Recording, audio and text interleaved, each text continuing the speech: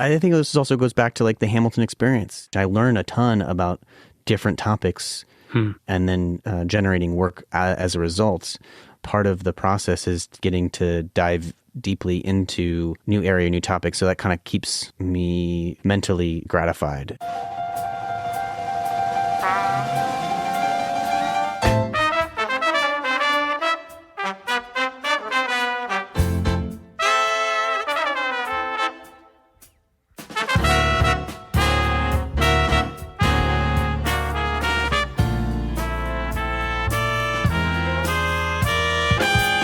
Dave Bolger here, and welcome to Had I Known, conversations with interesting members of the Hamilton College community.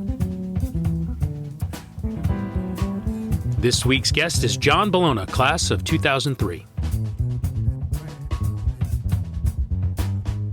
All right off the bat, a big thank you to those of you who have reached out after last week's conversation with Matt Zeller.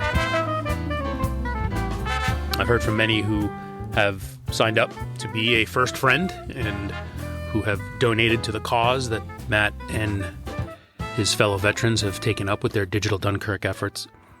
The situation over there is continues to be insane, and the headlines out of Afghanistan continue to be heartbreaking.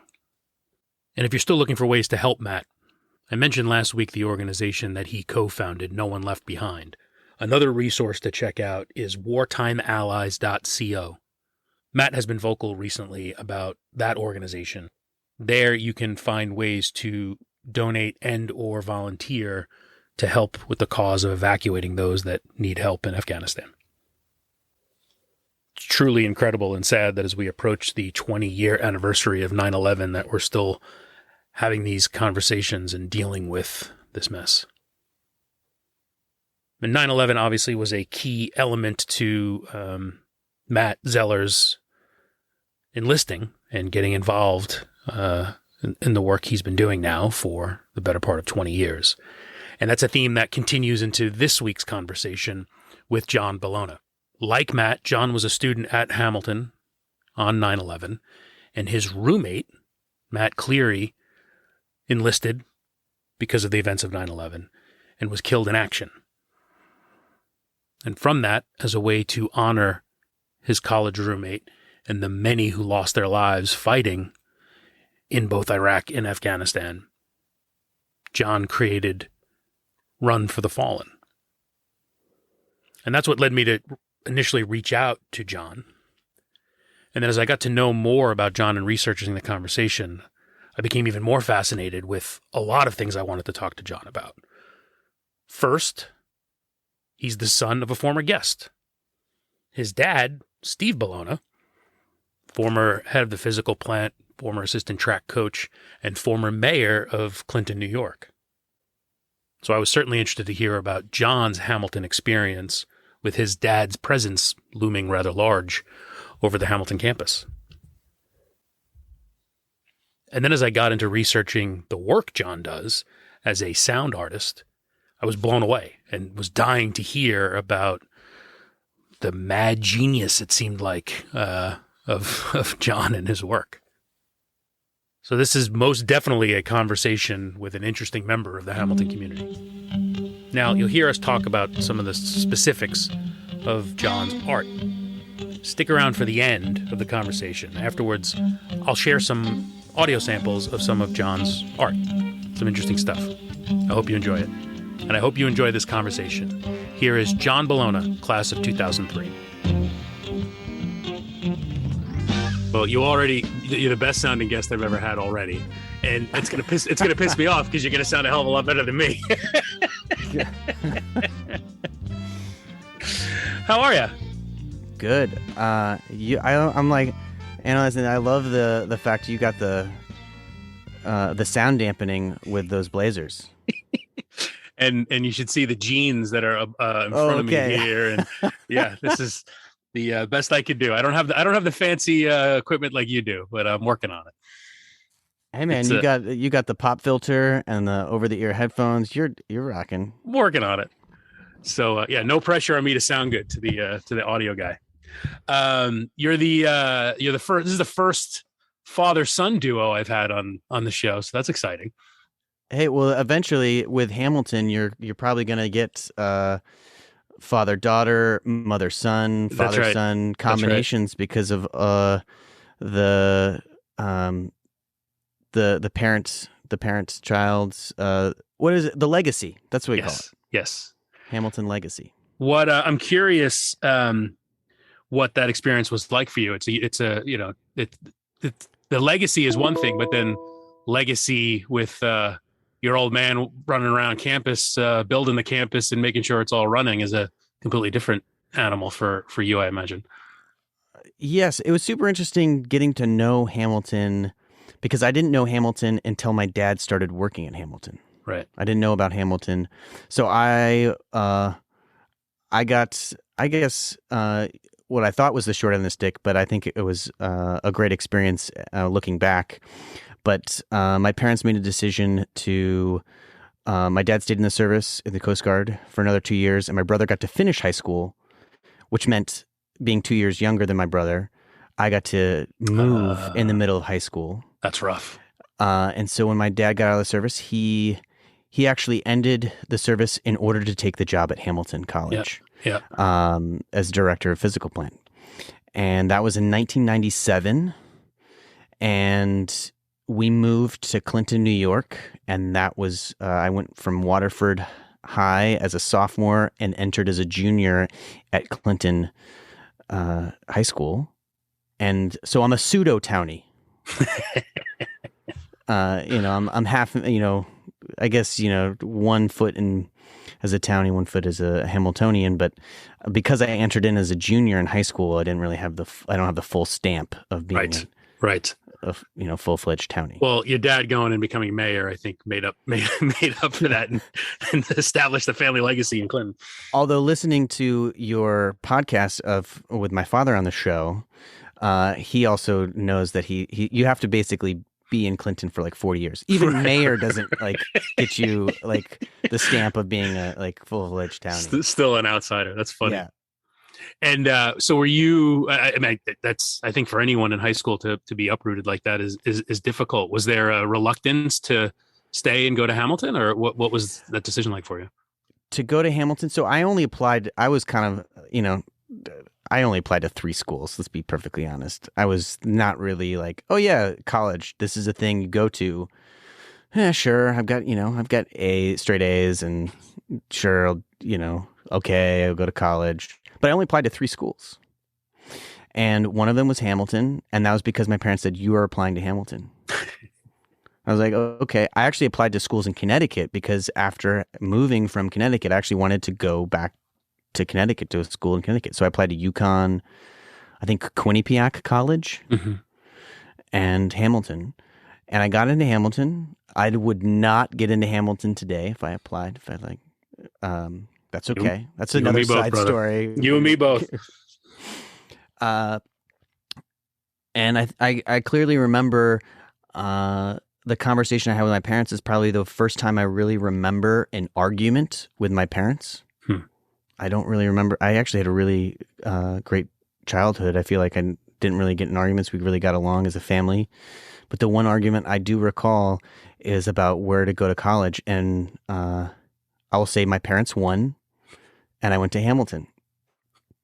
And it was the best decision. It was really great. It was good. So how long did the frustration of that wear off? And was there a moment when you embraced going there? 12 hours. Really? It didn't take long. You walk away and you're like, they're right, but I'm still not going to, admit to myself that they're right. Are you comfortable with them hearing this now, or do I need to edit that out? Oh, you don't need to edit that out. I've told them that story a few times. Okay. They don't remember it. They don't remember. We argued. What? I guess as a parent now of a near 5-year-old, I'm sure there are going to be things that I'm going to recall. Then he's like, "What, Dad?" Right. And then he'll recall, and I'll be like, oh, "Exactly, yes, son. I had no idea what he's talking about." It's a trip with kids that age. Even I talked to my daughter, she's only a few years older than that. My son's only a year older, and things that they don't remember that you think they do, and And it's like, oh, what was that for? Why did I take him to Disney World then? They're not making memories yet. Yeah. So you're walking around campus. Are you bumping into your dad? Are you trying to avoid your dad? My parents were really good about saying, okay, John's at college, he's at school, and, you know, if he reaches out to us, great, we can come visit, you know, et cetera. But otherwise, like, you know, it's as if I was in Connecticut at a college. That's great. So they were really cool about keeping an arm's length as parents and not trying to meddle into what I was doing, unless, you know, it was like I was being a troublemaker or something. Yeah. And then did you ever find sort of protectiveness of, you know, I mean, in those days, you weren't too far behind me.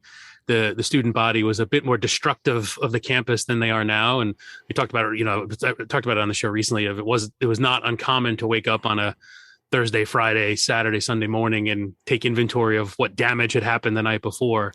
Did you ever feel like, hey, dude, my dad's got to fix that? Yeah, actually I would hear my dad that was like in the early years of him was just a large bit of it, just frustrations about knuckleheads. Yeah. He really has another nice term. Yeah. But he was, you know, like bozos doing like, yeah. Anyway, it was definitely something that, was part of just physical plant's routine, was like a Friday assess, Monday work orders, and get ready for the next week. Yeah. There is, you know, I still remember my graduation in 2003. I'm not going to name names, but I do know a few people responsible for painting Alexander Hamilton completely gold. So we had a golden Alexander Hamilton statue. I think as a result of that, that tipped my father to research and put like actually paint over Alexander Hamilton with like this clear veneer that would allow them to wash off paint. So it's like the anti-graffiti paint you put over. Essentially, they coated Hamilton in that after they had to like.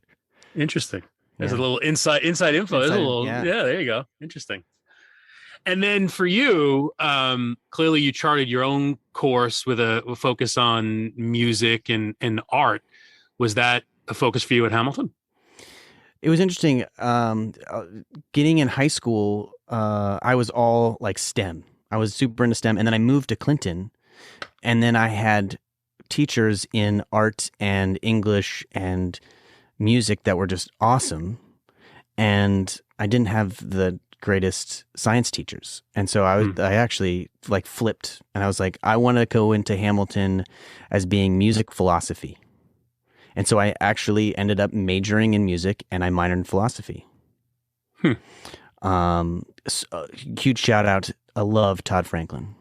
I think Professor Werner Franklin, Catherine Doran. I mean, all of those professors in the philosophy department were super amazing.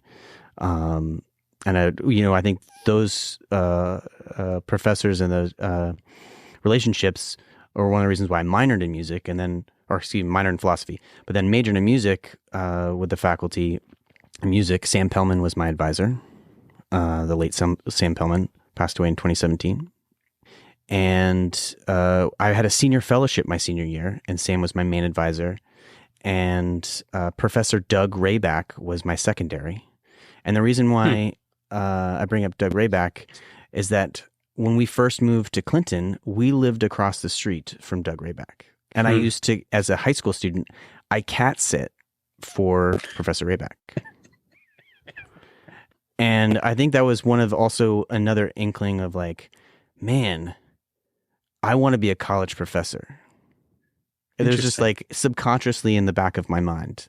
Like the first time I got to meet Professor, I was like, man, the dude wears jean shorts, just like he's super laid back. There's a certain image of a certain type of college professor that he fits the bill for perfectly. Yes. Yeah. What's his house like? I envision his house of just nothing but weird artifacts all over the place that he's collected from his various journeys. really big into science fiction, so I had a lot of science fiction novels. It was super cool. Interesting. And amazing spice collection. I don't think I really Huh. appreciated it until later. Now I'm the cook for the family, for my wife and my 5-year-old, like soon to be 5-year-old, and I now appreciate like really good spices. And I feel like with his travels being, especially I think he did his dissertation in Borneo and like just Yeah. kind of that cuisine. I think I was first introduced to that type of palate flavor through his spice collection. Huh. That's Uh, awesome. and I can't remember if it was Professor Rayback or someone else. The first time I think I had Vietnamese was in a restaurant in Utica. Hmm.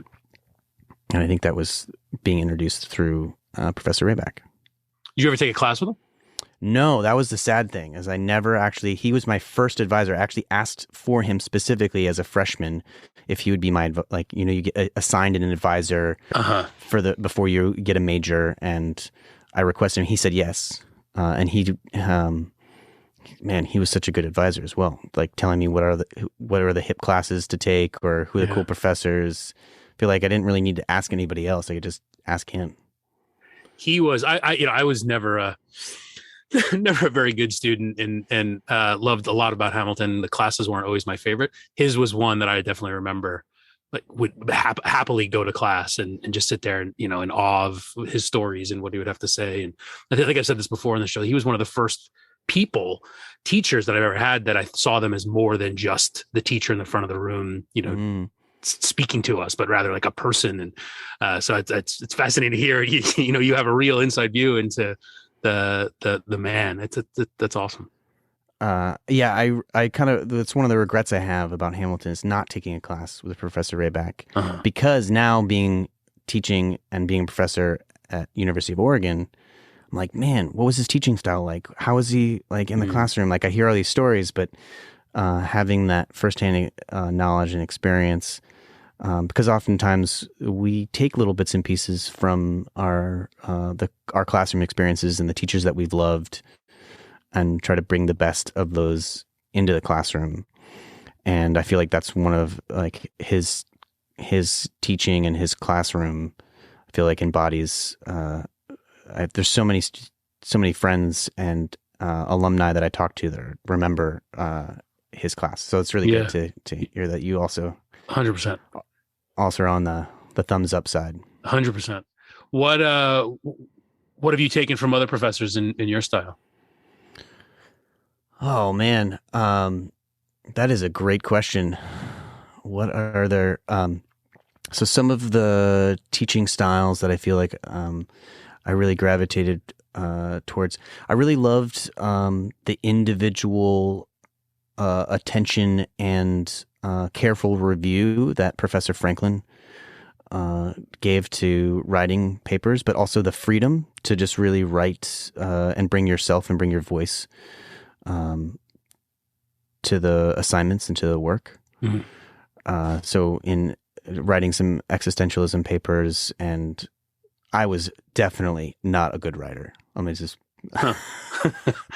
it wasn't until like my senior year, or when I started teaching 7th and 8th grade English after college, that I felt like I got a grasp on the writing. But Professor England was amazing at just having one-on-one office hours and sitting down with the written word and just hearing you out and really being flexible. And this is what I something remember that I try to bring to my audio courses is individual care for and try to be flexible with student creativity and assignments, and try to give them detailed feedback. I think that, and I've heard that back from students. They appreciate that. So I feel like trying to pay it forward. Interesting.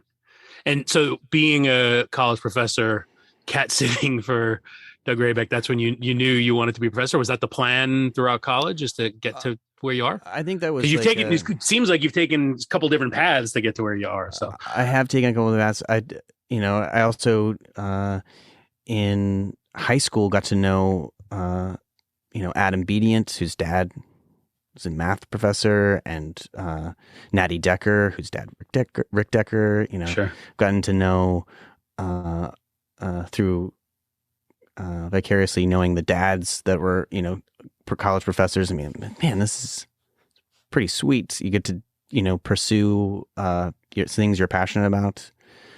You get your summers off. Not really. I can tell you, I can attest now being in it that summers, sure, you're not in school, but there's a lot of work that happens in the summer. Uh-huh. But it's nice. And I do really love being at University of Oregon. And that was kind of like, while snaking around, that has always kind of been in the back of my mind. And actually, one of the things that helped me to keep pursuing it was actually one of my college roommates, Mike Cleary, who was killed in action in 2005. One of the things I remember from him, as we're just talking about the Army and talking about life, as a senior and you're about ready to leave college, he's like, Bellona, you're good at, you should be a teacher. That's something when you want to do. Like, because I remember talking to him about it. He's like, you should just continue teaching. Yeah. And so I feel like that has stuck with me. The first job I got after Hamilton, I was teaching 7th grade English, 7th, 8th grade music appreciation at a prep school. I went from being a K through 12 public school kid to teaching at a prep school, which was a whole new world for me. But doing that teaching and being an educator, and having that idea from Hamilton in the back of my mind, and loving audio kind of kept me to pursue graduate studies. But again, Professor Pellman, another Hamilton, I remember reaching out to him. I feel like he was such a great mentor. He's like, hey, why don't you just check out this school? Why don't you check out University of Oregon? They're doing some cool stuff over there. Just kind of like slyly like put it my way. Didn't really like, have like a hard conversation about it. Just kind of like, nudge. And I ended up getting my master's at University of Oregon in intermediate music technology. And then that snowballed into teaching as an adjunct at U of O with a master's, and then UVA for my PhD, and then just landed back in University of Oregon because my wife is from here. I met her during my graduate work. So we moved back for family, and I totally lucked out. Someone retired, and there was an opening. So we're actually moving back for my wife. She's a midwife, so she got a job. It was her dream job. We're moving back to Eugene for my kiddo to be close to her family and just have family help. Yeah, with parenting. So important. I feel very fortunate. That's awesome, and very humbled to be in a position where I get to do what I love every day, both in instruction in the classroom as well as projects and artwork, sound work. And help me make sense of that work a little bit. So you started by saying you at Hamilton, music philosophy, and majored in music, minored in philosophy. Clearly, there's a thoughtfulness to all. I spent a lot of time on your site and going through a lot of the different art that you've produced, and there's real thoughtfulness. There's a political nature to some of it. There's certainly a lot of society in there. You're playing with, some of it is technical, and you're playing with Wii remotes and there's all sorts of fascinating stuff. It's not just, it wasn't enough for you, I guess, just to pick up a guitar and strum a couple of chords and make a song and be done with it and call yourself a musician. Like, what's the thought process for you with your work? The thought process behind a lot of the work usually comes conceptually first, and then or there's an idea about the sound, and then there's usually an idea and the sonics are really closely intertwined. So, for example, my senior fellowship at Hamilton College, 2003, the idea was a sound memorial for the veterans of the Vietnam War. And so it was a reading of the names of the 58,206 service members who had been killed in the Vietnam War. I guess just growing up as a military brat, that was always something in my mind. And then having 9/11 happen while I was at Hamilton, that was also something that was at the forefront. So in doing that project, ended up recording over 200 students, staff, faculty, reading the names and kind of chopping it up. So I was wanting to present and have the sound of the voice in stating a name, because a name is very, it's iconic, but also the timbre of the voice in saying a name. Where you pick up the phone and you know it's your mom or your dad or your brother or sister, just out of the billions of people, just because of the unique timbre of the quality of their voice and the phrasing. And that was fascinating to me, of the unique identifiers about voice. And so wanting to explore that with the roll call, if you will, of saying the names. So it ended up being a 6-hour long work, and did a sound installation in the chapel and the KAC gallery. And later on, I was actually able to bring it down in stereo through Megan Austin. Another shout out to Clinton alum. She worked at Welland and now is director of galleries at Montclair University down in Jersey. But she brought me up to Utica College for a show 2 years ago, and I got to show that work again, which is really awesome to be able to represent that work. But that was my first foray into sound art, like sound art installation. So it was something that I hadn't really done before, and that opened up possibilities of like, oh man, there's some really what is possible when you don't have to it doesn't have to be strumming a guitar. It doesn't have to be notes on a piano. What happens when you put sound out and then you have an idea with it and you bring those and you marry those two things together. So the senior fellowship really gave me time, because I didn't, for those who don't know, it's the senior fellowship program at Hamilton. It's completely amazing. You don't have to take any courses your senior year. It's probably why I didn't take a course with Doug Rayback. You don't have to take any courses. No classes. You're just working on your senior fellowship your entire year. So you're basically, cracking your own whip. Yeah. For your own work, just to get this thing done. And it's large in scope enough that you're not taking classes. And I think that really, that fellowship also gave me a vision of what work could sound like or could become when you're doing that. I remember the feeling of relief and pride when I submitted my thesis. I can't imagine what it felt like for you to put that thing to bed and then actually have it be, experienced by other people. What a rewarding feeling that must have been.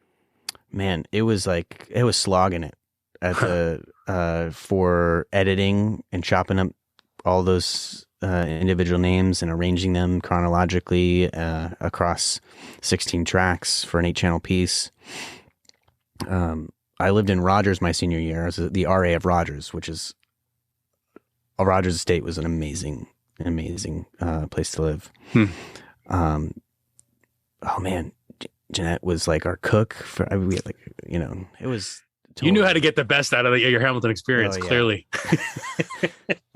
By sophomore year, I was like, I'm going to live at Rogers. I need to live at Rogers. But yeah, going up the hill in the morning at like 7:30 in the morning, biking up in snow or rain over to the music building on the dark side, and just going into the studio and just editing stuff, taking my lunch break and then going back in the studio. It was like, I was like 9 to 5 or a little bit longer, just like trying to push this thing out.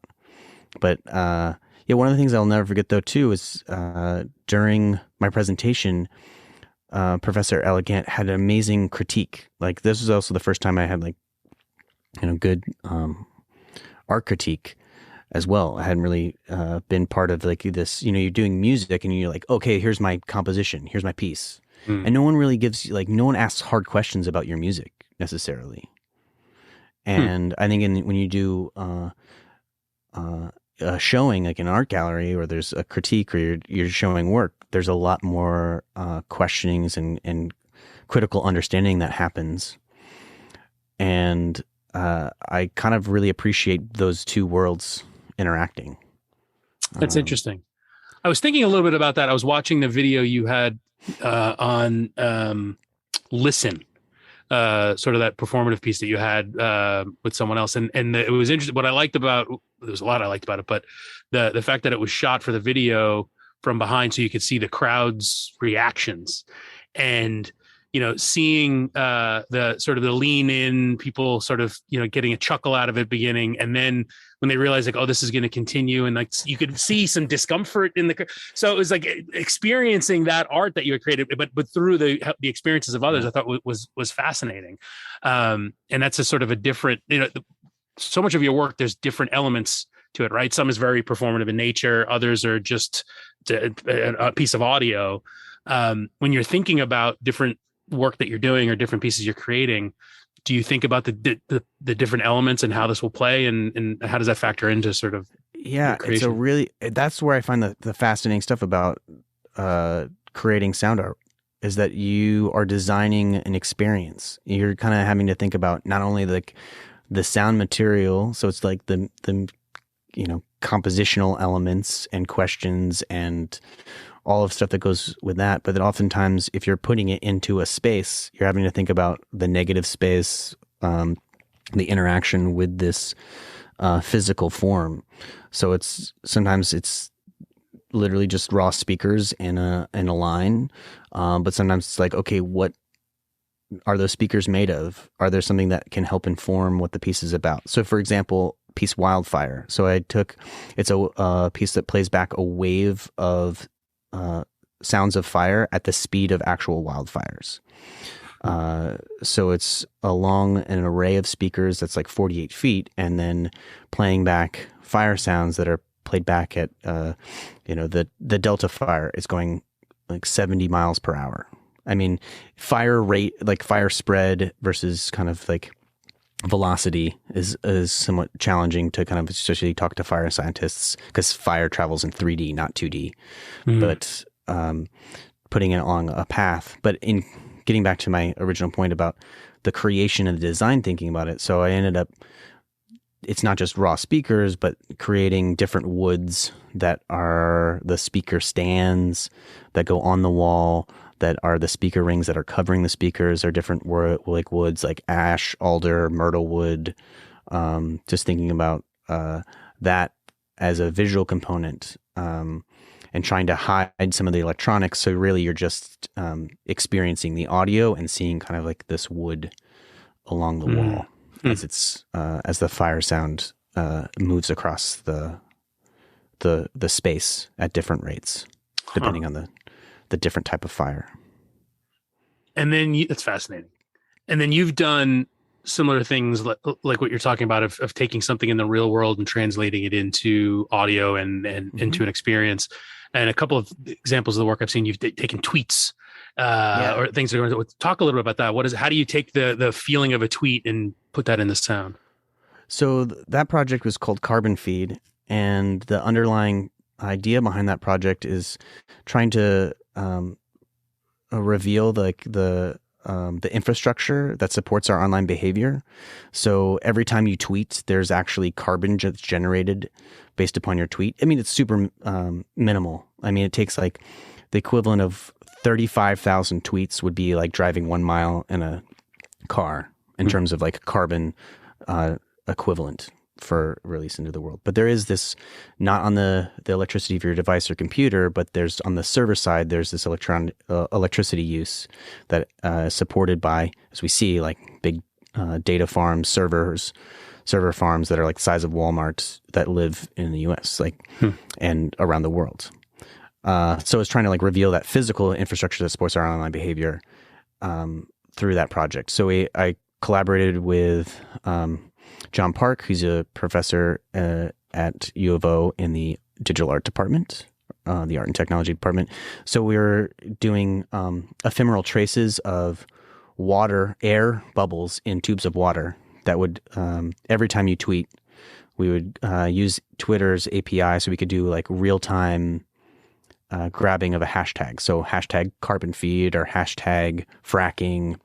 Anytime anywhere in the world would tweet with hashtag carbon feed, you would see air release that would be representative of like the carbon release in this tube of water. And then I would take characteristics about that tweet. Where in the world was that tweet happening from? How long was the tweet, like the tweet message? So one of the things I did was map the length of the tweet to pitch.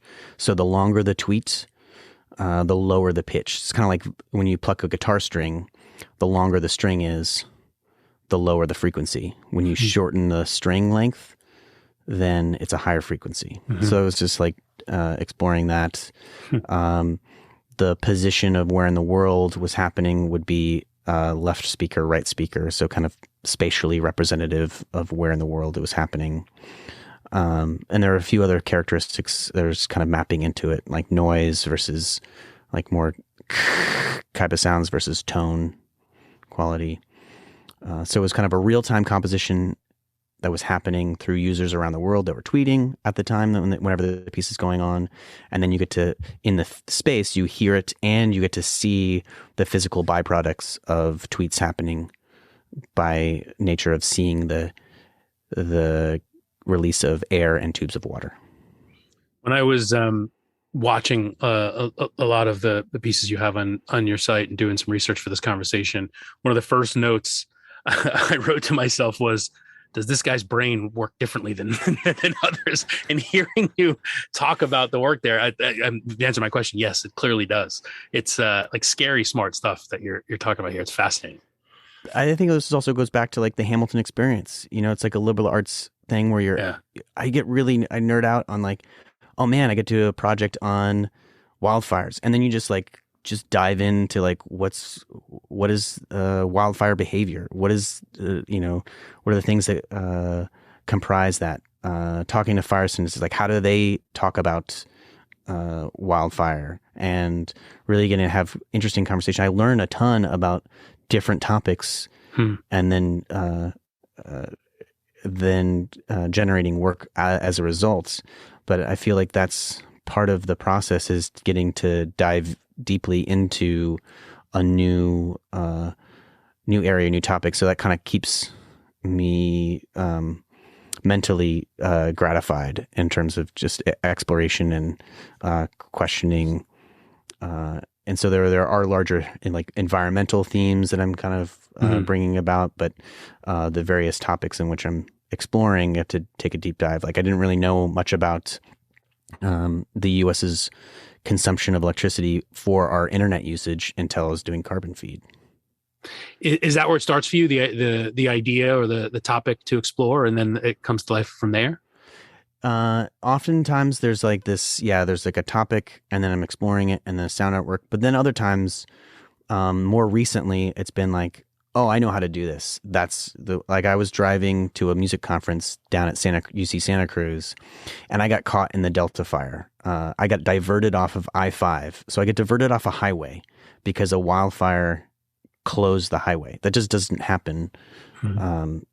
It's kind of like hard to imagine that on the East Coast, but on the West Coast, man, it's, I know that recently this year, like Amtrak, the rail, closed Amtrak between Sacramento and Klamath Falls in Oregon. But anyway, I got diverted off of I-5 and it looked like a scene from Mad Max. You know, the sun is just like hazed out. And so this deep red, and the landscape just is like all burnt to a crisp and deserty. It's all smoked and ash. Ash is falling on my car. It feels like an apocalypse when you're driving. So like in driving, and I got a 12-hour drive. So I'm sitting there in my brain as I'm going through this wildfire and just thinking like, what would it be like to do wildfire sounds of wildfires across? How could I do that?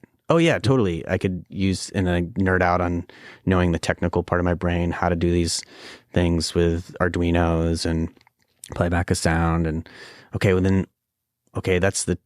the engineering tech part of it. But what does that mean? Like, what is, how would I have someone else experience this through sound? as I'm driving through, wildfire? How would somebody look, trying to unpack that a little bit more.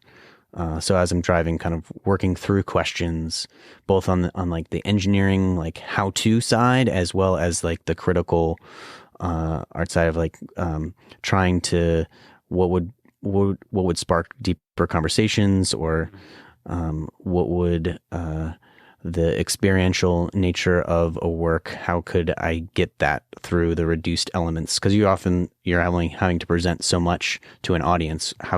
What are they going to take away, and trying to foresee that a little bit. You ever surprised by what the audience takes away? It was not at all what you intended. And it's so hard to know that until, that's why I think music performance is so good, because if you perform a piece like 5 times, the first time you perform it, you may like it, or the audience may like it, but you hate it, vice versa. Mm-hmm. And then you kind of get this feedback loop. And the more times you perform something, you just embody the piece more, or you get different types of feedback that inform the way in which you do a work. And that transforms the work and almost solidifies it more into what it is, versus less, even if you have something that is improvisatory, it becomes more solidified over time just because of the nature of you doing it. There are certain moves that you'll do, or certain sounds that you gravitate towards within a particular work that come back. I was watching a video of you, I think it was CDM, which was very, there was a performance element to that for sure, but then there's also experimental. Like you had a pen and a tablet and sounds, and you were screaming. And I actually wrote down David Lynch. I felt like I was watching a David Lynch scene when that was going on. That's super awesome. Yeah, that piece, CDM means convulse, die, mourn, which to me was like, the idea was like, when do we lose bodily control? And so we just kind of like our body. So it's like we usually are mentally able to take control of our bodies, and so we can walk or rock around, move. But what are the moments in which we kind of like lose that control of body self? And so that was CDM. And so I had a game track. A game track is like this old video controller that was a failed video controller. It's for golf. It's like you literally attach these strings to your hands, and then you move your arms, and then that moves a 3D joystick that tracks your movement to like hit a golf ball. So it's hacking that to go into the computer. And so rather than having a 3D joystick control a golf ball, and mapping that onto sound. So literally like hitting and using the joystick to trigger sounds. And so sonically, I'm trying to also represent this movement, convulsing timbrely. And then there's this Wacom tablet that I'm drawing in, and then I'm also mapping in a different, like juxtaposing sonics. So it's almost like harmony and melody, but it's like noised out. I mean, absolutely fascinating stuff. What topics are you exploring next, or what do you got coming? I'm actually, like a week and a half ago, we put in an NSF grant so I'm a co-PI. The lead PI is Amy Bauer. She's a researcher at Woods Hole Oceanographic Institute. Carrie Bruce is Georgia Tech as a co-PI, and then Leslie Smith. She's did a previous NSF grant, but it's on data nuggets. So this essentially the project is called Accessible Oceans, really exploring ocean data through sound. So we're really interested in how sonification and sound as a learning tool and communicator of data for everyone, but also really specifically focused on the visually impaired and blind. And how can sonification and audification be used to support STEM learning and understanding and unpacking ocean phenomena through data. So sonification, for those who don't know, essentially it's what you're doing. It's like data visualization is for our eyes, is sonification is to our ears. So we're taking data and transforming it into sound, but trying not to do it in a way that communicates intent or communicates what is already existing. You're not really trying to misrepresent what's there. So that if there's if there's like this spike in data, say like let's say salt in the oceans, and if we know that there's salt in the oceans, and if I was doing that, sonifying it, one idea could be, okay, I'm going to play noise when there's more salt in the ocean because they're grabbing salinity data. So if I play a sound and it's 5 seconds long, it's 1 year, and I'm going to play noise, that's the sound of more salt in the ocean, then it could sound something like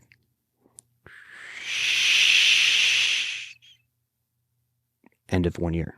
And that would potentially tell us that, like, oh, it got noisier in the middle of that, and that was the middle of the year.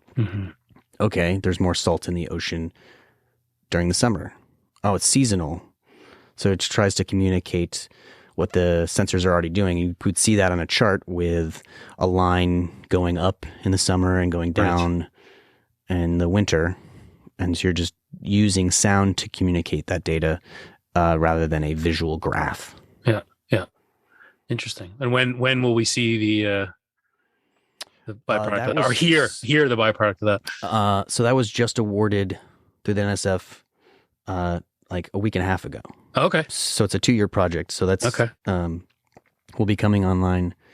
We'll be working on it for a while, but I'm really excited about that project because it's something that collaborating with other institutions, getting really working with the visually impaired students, and in 2 different locations in Boston and in Georgia,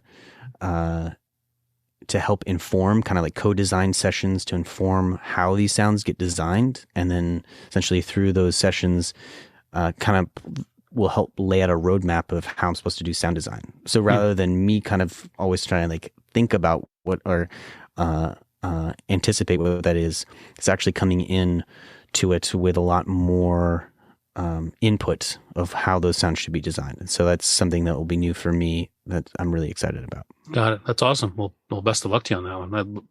We'll wait around. We'll come back and talk to you about it in 2 years. So clearly environmental issues are something that you touch on a lot in your work. You've mentioned the military a little bit, both in terms of your family history with it, and then you mentioned Michael Cleary. Can we talk a little bit about Run for the Fallen? Sure. So Run for the Fallen, what that was is I ended up myself and a small team of runners, a lot of Hamiltonians and those who are close with Mike, family members, friends. We ran across the country from Fort Irwin, California, to Arlington National Cemetery in 2008. So now I can't believe it's been 13 years. And we started on Flag Day, June 14th, 2008. Pretty much in Fort Irwin, for those who don't know, has been like a training ground for those training for Iraq and Afghanistan. And the Run for the Fallen was running 1 mile for every service member who'd been killed in Operation Iraqi Freedom, so OIF. And so we ended up running 4,200 miles at that point through 13 states, and then we ended on August 24th, 70 days later, at Arlington National Cemetery, which is metaphorically the resting place for those coming back. And so the Run for the Fallen started from pretty much knowing my freshman year roommate, Mike Cleary, who literally joined the military because of September 11th. Like a week after September 11th time, we're juniors in college. We're living over on the dark side, and it was just like we were in a suite together, I think in Millbank. And that was the impetus for getting to knowing Mike and knowing his experience, and then having him killed in action was the main reason for starting Run for the Fallen. As I understand it, it wasn't a one and done sort of situation. People took up on it, and it became its own thing. Is that right? Yeah. So the Run for the Fallen, taking a quick step back on it. So when I was living in New York City at the time, in 2007, 2008, I was working in a recording studio, and I lived in Jersey City for the first year. So I would often go on runs, and I would run. And this is like, I would take the train, the WTC PATH train, and it would end, and it would be a gaping hole where the towers were. Yeah. And so they're still doing construction at that time. And I remember vividly going out for a run. It was like 1 a.m. because we work in a studio. So you were working like 15-hour days. You just you would come back at like 1 a.m. just after the end of a session. So going for a run, and we would run to the water, and it was raining. I remember just running, literally almost running into this twisted metal I-beam that was a sculpture right on the water. And you could kind of just see over the Manhattan skyline and what's missing, but also seeing this this object that embodies that rupture of so many lives, and for such a long time. Yeah. And so then I was just thinking about Mike, and that's kind of where the idea of Run for the Fallen came from, or like initial spark idea. A couple months later, I found myself in Hawaii visiting Mike's sister, Shannon, with a good close friend, Roland Boateng from Hamilton. And so we're all three there, and we're all three runners. And so we're just talking and about the idea more. So then with the three of us, the idea became even more solidified about what the Run for the Fallen was going to be. And then it kind of like started growing from there, of like, okay, this needs to happen. And then started just to planning the route. And this is like like Google Maps. I'm doing this thing on like old school maps and trying to do MapQuest and mapping mile markers. But the kind of idea was like, okay, if I can digitally make a map. What took the longest time was like digitally making a map and getting map markers, because we were running chronologically. So that it was almost like, if you build it, they will come type of idea, that like anyone could find where their loved one would be that would be running. And they would like, these are the service members we're running for on this day. This is where we'll be. If you just that way it became an open call, an open invitation. And when we started Run for the Fallen, there was pretty much just the team. Although day 2, we ran in, literally met the Landacres, Jared Landaker. His family, his father, like found us on the road. It was Gold Star family, and we were greeted by them. It was like the first Gold Star family we met. But we had kind of like. And they actually flew out later on when we ran for Jared in somewhere in Tennessee. And so people would travel from a long way away, and sometimes we would travel not knowing where we were. Wow. Still meeting a mom. She drove up all the way, I think, from like Georgia to like meet us in Virginia, and didn't really know us, and like literally just like kind of ran into us like 2 miles before her son's mile, and then ran with us. I mean, it was just kind of amazing to meet Gold Star families. That was the what I think cemented it for me, like, and made it so impactful, was the run really was about Gold Star families. And giving space, because it's like when you run, you create this space. There's this space that you make that mentally you're doing this thing, and it has its own time space. And so the idea of having that space of a mile that is threaded across the country of all these service members, 1 mile after a time, creates like this stitch that weaves its way across from Fort Irwin to Arlington National Cemetery of all these service members, all their families. And on that last day, we met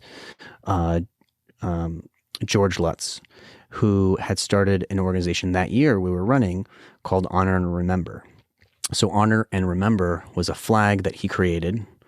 So Tony was killed in action about a year later from Mike. And the Honor and Remember flag is to do just that, really represent the Gold Star family. And to me, it's like the analogy that I really think about in terms of like a symbol or flag as a symbol. The POW MIA flag is to like the Vietnam War. Mm-hmm. What the Honor and Remember flag is to OIF and OEF. Mm-hmm. It's kind of like this representative, but it encapsulates so much more than that. But kind of thinking broadly, that's historically, I feel like that's something that is what it kind of represents in this time, in the time that we're in. That flag's been adopted now by like 23 states. It hadn't been adopted when we were running in 2008. So it's certainly gotten some legs under it, no pun intended. But from meeting George and doing some runs, because on the last day we did a 10K because we knew that we didn't have enough time or miles to do for all the servicemen that are killed in Operation Enduring Freedom, OEF, which is Afghanistan. And so we took that last day to say, wherever you are, anywhere in the world, you couldn't join us, we're going to run for all service members in OEF, OIF, and clock your miles, let us know. And we ended up having, there was like over 10,000 miles logged from people around the world. Wow. We ran a 10K around the Washington Mall and ended at Arlington National Cemetery. And another shout out to New Hamilton, Shauna Sweet was instrumental in helping organize that run and the last day and helping with the Run for the Fallen, some of the organization that happened. And she was another senior fellow, 2003. Like that's how I got to know Shauna. It's those senior fellows making things happen. Yeah. Well, it's incredible what you did. As we approach an anniversary of 9/11 and the Afghanistan headlines that continue to hit us every day here, it's incredible that that work you did is as important now as it was then, and incredibly sad. Yes, and we have now 13 more families and service members thinking about, and so the Run for the Fallen. It's really being amazing to meet Gold Star families from across the country, and just so wonderful people and families and community. Really, it's a bittersweet way to be in a community. But there's the Honor and Remember flag. So in my relationship with George, essentially handed over everything from Run for the Fallen over to Honor and Remember. So they now have Run for the Fallen, and they do state runs. So they'll run for service members in a state like Virginia, and they'll take 3 days and they'll run and their number of miles for those service members in Virginia. And then they really do a great job of reaching out to all of the Gold Star families in that state to come. And so it's kind of like this annual kind of gathering of an active memorial that happens, this like experience that happens, but then as a way for remembrance for those families. And families come out and they're right there by their mile marker, and then they are greeting the runners when they come. It's just like I find it a really touching and such an impactful experience, having joined George in the state runs a few times. Well, I mean, you've put out a lot of interesting art into the world that leaves a piece of you behind, And that's another thing that you created and put into the world that, stays behind, which is incredible for you and must be a proud moment for you. Yeah, thank you. It's definitely something that, it's just one of those things where you feel like you're compelled to do something. And I feel like that's something about art, that when we make art or anyone makes something, it's just like when you're compelled to do something, just make it happen. Yeah. Do it. Yeah. If there's, find a way to make it happen. You, living in Oregon, I admire your ability to avoid saying, just do it. Oh yeah. Actually, that was I feel like that's a Perry Nizzi quote right there. It's like, find a way to win. Like whatever happens, just find a way.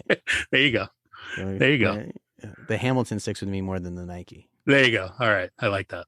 So thank you for bringing it back to Hamilton. And we bring it all the way back to the start of your Hamilton career and your fight with your parents. As you think back on that time and all that you've experienced since then, is there anything you wish you had known? Oh man, I wish that I had known. Hey, this is what the show is called. That's what I probably should have thought of, like how to answer that question before I got on the show. Is what I wish I had known. I look back at my time in Hamilton, and it's hard not to do anything different because it's something that's like, it's a balance. Mm-hmm. I feel like, sure, could I have been a better student? Absolutely. I could have totally been a way better student. But would I trade that for all the times I was able to spend with friends and develop close relationships with those I still stay in touch with today? I wouldn't trade it. And so I would just say that it is, I wish I had known that it's okay to go out and to do the paper later and to spend those times, because that's the beautiful thing about Hamilton. It's the community is so amazing, both the faculty and the staff and your fellow peers, your students. And spending the time with community is really, I think, what it's all about. All right, that's Jon Bellona, class of 2003. Truly interesting person. Doing what I think is just some fascinating work. I highly encourage you to check out Jon's work. Go to his website, jpbellona.com. I found myself getting lost on the site, digging into all of the work. So again, jpbellona.com. You can also follow him on Spotify. He's got a bunch of his work there as well. But as I mentioned at the beginning, I'm going to share some samples of that work right now. 3 clips you'll hear as we close out here. 2 from pieces that we discussed in the conversation and 1 that we didn't discuss. The first is a clip from the wildfire piece that we discussed. You'll hear a little bit of narration introducing this clip, Campfire, and then the sonification that he had mentioned of demonstrating the speed of the wildfire. Then you'll hear an excerpt from his 2015 installation, Carbon Feed. That's the one we talked about where he converted tweets into sound. You can learn more about that project at carbonfeed.org. And the last is something we didn't discuss, but a sample of some music he wrote, a string quartet piece written for and performed by the Jack Quartet. So we'll end on an excerpt of String Quartet 1, Movement 2. So enjoy those samples of Jon's art, and then go check out more at jpbellona.com. My thanks to Jon for joining this week. You have been listening to Had I Known on WHCL-FM, Clinton, New York. HadIKnown.buzzsprout.com, Had I Known Show on social media. As always, my thanks to Dr. Michael Woods for supplying the music on this show. Doc's playing us out here, but then we're going to end on some samples of Jon Bellona's art. Hope you enjoyed the show. We'll talk to you next week.